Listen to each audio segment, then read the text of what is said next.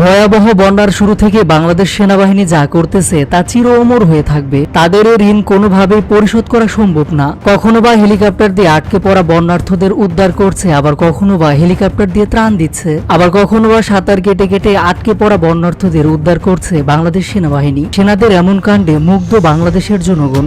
এমন সেনাবাহিনী তো বাংলাদেশের মানুষ চায়, যাদের নিয়ে গর্ব করা যাবে। তবে এবার যে দৃশ্য দেখা গেল তা আপনার মনকে নতুন করে নাড়া দেবে। নিজেই সিঁড়ি হয়ে গেলেন। সামাজিক যোগাযোগ মাধ্যমে ভাইরাল হওয়া একটি ভিডিওতে দেখা যাচ্ছে অনেকে ট্রাকে ওঠার চেষ্টা করছেন। এমন সময় একজন বোরকা পরা মেয়ে ট্রাকে উঠতে পারছিলেন না। এ সময় বাংলাদেশ সেনাবাহিনীর একজন সদস্য কোনো কিছু না ভেবে বসে পড়লেন রাস্তায়। এরপর নিজের এক হাঁটু বিছিয়ে দিয়ে নিজে হয়ে গেলেন সিঁড়ি। এরপর সেই মেয়ে সেনাবাহিনীর হাঁটুর উপর পাড়া দিয়ে গাড়িতে উঠল।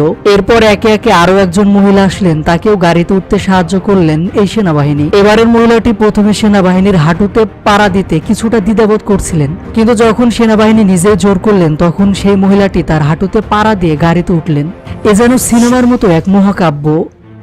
দারুণ এই মুহূর্তের দৃশ্যটি সোশ্যাল মিডিয়ায় তুমুল ভাইরাল হয়েছে, জানিয়ে বেশ প্রশংসায় ভাসছেন এই সেনাবাহিনী সদস্য।